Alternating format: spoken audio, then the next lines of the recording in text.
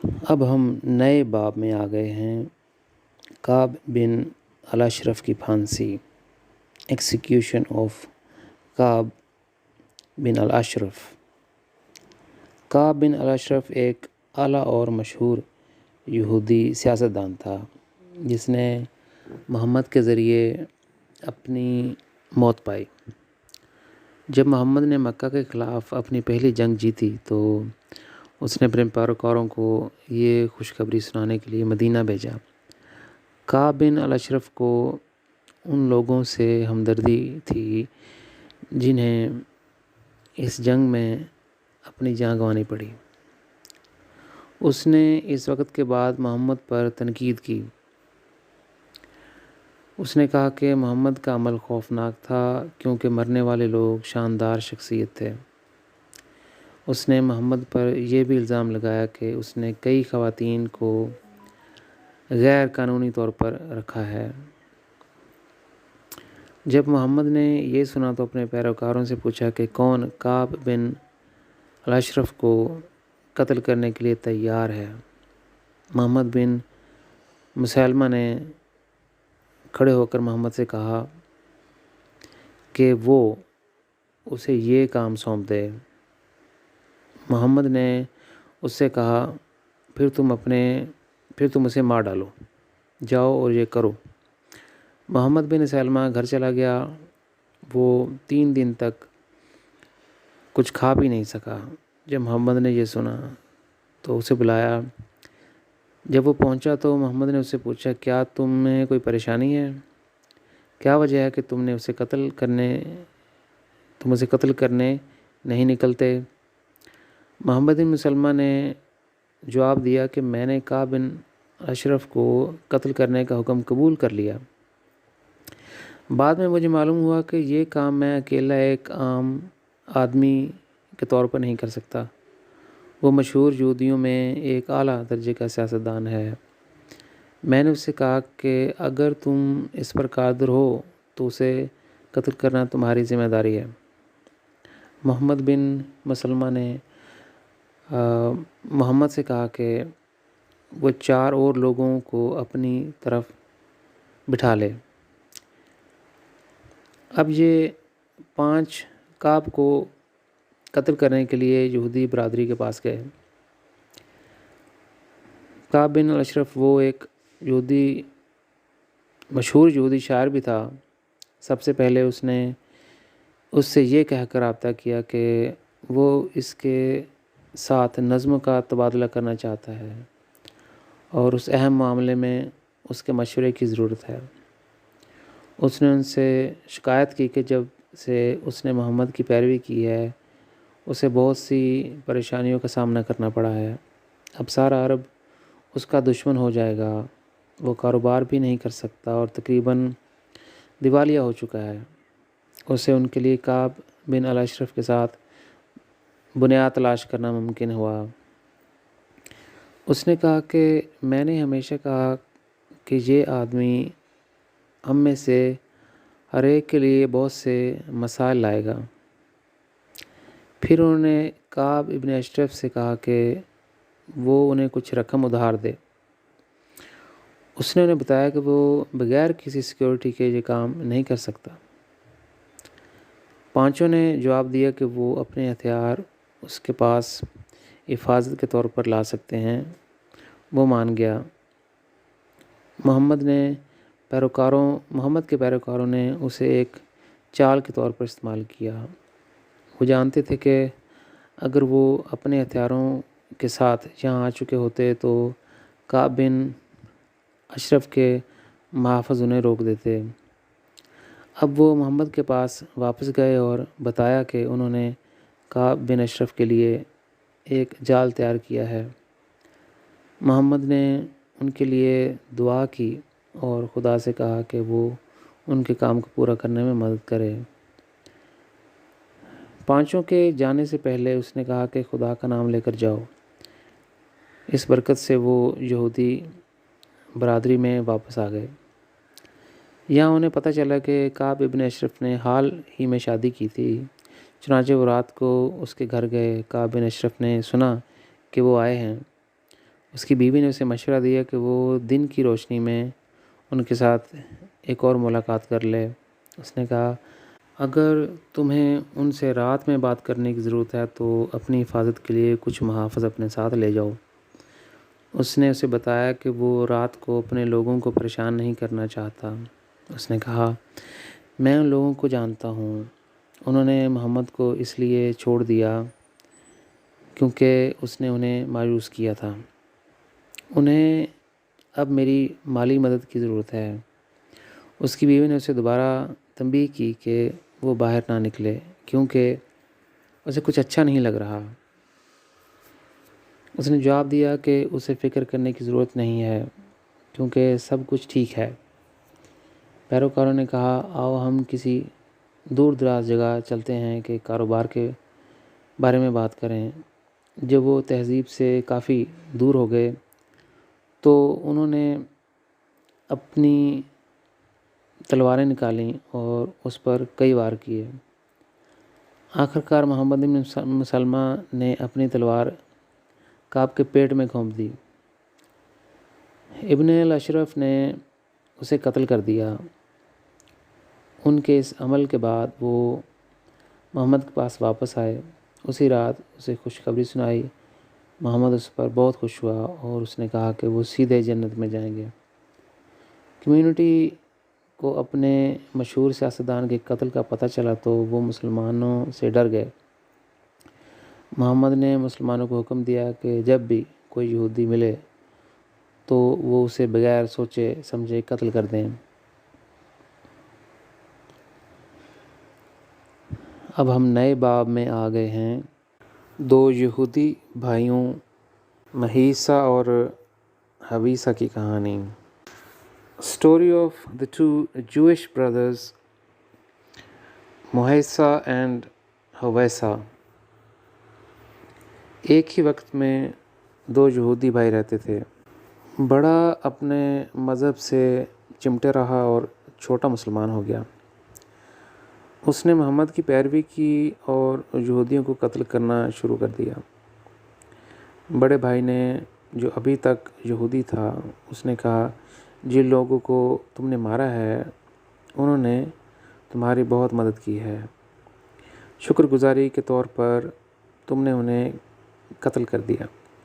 چھوٹے بھائی نے جواب دیا اگر محمد مجھ سے کہے تو تمہیں مار ڈالوں تو میں بغیر سوچے سمجھے اسے ایسا کروں گا۔ یہ مذہب اتنا طاقتور ہے کہ مجھے سیدھا جنت کی طرف لے جاتا ہے۔ یہ مجھے اتنا متاثر کرتا ہے، اتنا کہ میں کچھ اور سوچ بھی نہیں سکتا۔ میں اس مذہب میں بہت صوفیانہ ہوں۔ بڑی عمر کے بھائی نے کہا میں ایسے مذہب سے ڈرتا ہوں۔ وہ ساری رات سو نہ سکا، خوف زدہ اور فکر مند تھا کہ وہ بھی مارا جا سکتا ہے۔ اگلی صبح اس نے اپنے چھوٹے بھائی سے کہا یہ مذہب واقعی زبردست ہے، میں بھی مسلمان بننا چاہتا ہوں۔ حقیقت میں وہ صرف اپنی جان بچانا چاہتا تھا۔ قبیلہ بنو قریظہ کا قصہ۔ The story of the tribe بنو قریظہ۔ قبیلہ بنو قریظہ ایک امیر یہودی قبیلہ تھا جو یثرب نخلستان میں رہتا تھا۔ مدینہ کے قریب محمد نے اس کے خلاف جنگ چھیڑی اور 400 یہودیوں کو پکڑنے میں کامیاب ہوا۔ اس کی جیت کے بعد اوس قبیلہ جس کے ساتھ پہلے بہت اچھے تعلقات تھے، قبیلہ بنو قریظہ اور قبیلہ خزرج نے اس میں محمد کا ساتھ دیا۔ محمد نے خزرج کو حکم دیا کہ وہ 400 قیدی یہودیوں کے سر کاٹ دیں۔ انہوں نے یہ کام خوشی سے کیا، لیکن اوس قبیلہ اس کے بارے میں بہت ناخوش تھا۔ محمد نے یہ دیکھا کہ اس نے اوس قبیلے کو حکم دیا کہ بنو قریظہ کے آخری 12 آدمیوں کو قتل کر دیا جائے۔ ہمیشہ 2 قبائلی افراد کو ایک یہودی کو قتل کرنا پڑتا تھا۔ بدقسمتی سے انہیں یہ کرنا پڑا، لیکن ان کے دلوں میں وہ خوش نہیں تھے۔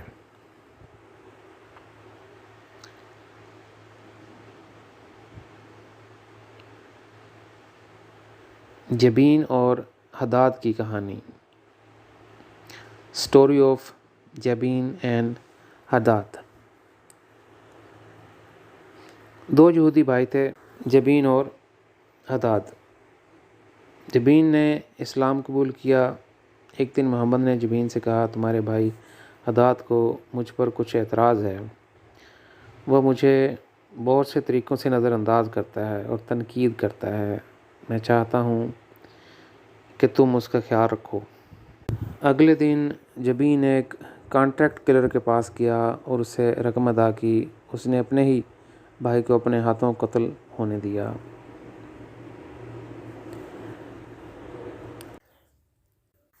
عبداللہ بن ابی کا قصہ۔ اسٹوری آف عبداللہ بن ابی۔ عبداللہ بن ابی ایک ایسا شخص تھا جس نے وقتاً فوقتاً محمد پر تنقید کی تھی۔ ایک دن جب محمد دوبارہ جنگ میں شامل ہوا، عبداللہ بن ابی نے عوامی طور پر کہا، محمد ہمارے لیے مصیبت کے سوا کچھ نہیں لایا۔ اگر ہم اسے مدینے نہ آنے دیتے تو وہ کہیں اور چلا جاتا۔ پھر ہمیں ہر روز یہ ڈراؤنا خواب دیکھنے کی ضرورت نہیں پڑتی۔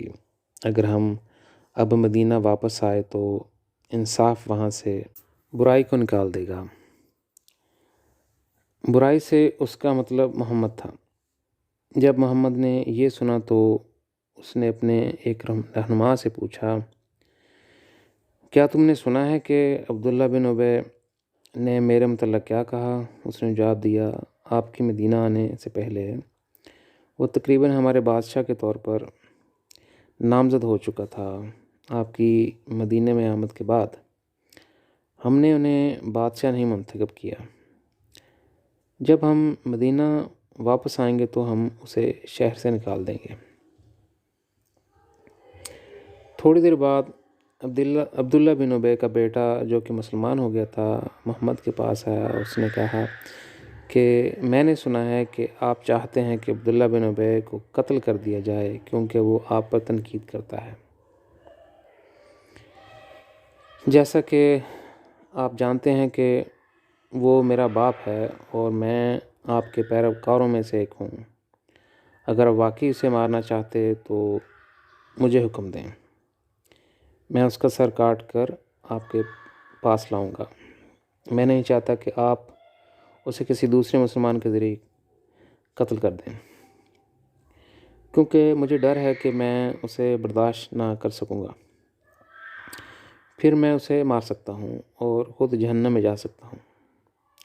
اس لیے بہتر ہوگا کہ میرا باپ میرے ہاتھ سے مر جائے۔ اب میں آپ کا شاگرد ہوں، لیکن آپ کو معلوم ہونا چاہیے کہ میں اپنے باپ سے بہت پیار کرتا ہوں۔ میں نہیں چاہتا کہ آپ کا کوئی پیروکار آپ کے ساتھ کچھ نہ کرے۔ جب محمد نے یہ سنا تو اس نے کہا کہ ہم تمہارے باپ کو قتل نہیں کرنا چاہتے۔ محمد نے یہ بات اس لیے کہی کیونکہ وہ جانتا تھا کہ اس کا پیروکار اپنے باپ کے بارے میں بہت جذباتی تھا، جو مسلمان نہیں تھا۔ عمر نے، جو بعد میں محمد کا دوسرا جانشین بنا، اس نے پوچھا، آپ عبداللہ بن ابی کو قتل کیوں نہیں ہونے دینا چاہتے جب وہ آپ پر تنقید کرتا ہے؟ آگے بڑھیں اور اسے قتل کر دیا جائے۔ محمد نے جواب دیا، ابھی نہیں۔ کچھ عرصے بعد ان کے بہت سے پیروکار، جن میں ان کے اپنے بیٹے بھی شامل تھے، عبداللہ بن ابی کے خلاف ہو گئے۔ محمد نے عمر کو اپنے پاس آنے دیا اور کہا کہ اگر میں اس وقت عبداللہ بن ابی کو قتل کروا دیتا تو ہمارے پیروکاروں کے درمیان بہت زیادہ اختلاف ہو جاتا۔ اب وہ سب اس کے بہت قریب ہیں۔ اگر میں اسے ابھی قتل کرنے دوں تو وہ ہماری طرف ہوں گے۔ عمر نے کہا اب میں جان گیا ہوں کہ آپ واقعی خدا کے نبی ہیں، آپ کے فیصلے مجھ سے بہتر ہیں۔ حی بن اخطب کے قتل کی کہانی، اسٹوری آف کلنگ حی ابن اخطب۔ حی ابن اخطب ایک مشہور یہود رہنما بھی تھا۔ لڑائی کے بعد 900 یہودی مارے گئے۔ محمد کے حکم پر پھانسی کے تقریباً اختتام پر حی ابن اخطب کو محمد کے پاس لایا گیا۔ اس نے اس سے پوچھا اب تم کیا کہہ رہے ہو؟ تمہارا کیا خیال ہے کہ اب خدا کس کی طرف کھڑا ہے؟ یقیناً تمہاری طرف نہیں ہے۔ حی ابن اخطب نے جواب دیا اب بھی میرا ضمیر مجرم نہیں ہے۔ میں تمہیں پہلے ہی بتا چکا ہوں کہ میں تمہارے بارے میں کیا سوچتا ہوں۔ اس سے محمد کو اتنا غصہ آیا کہ اس نے اسے فوراً قتل کر دیا۔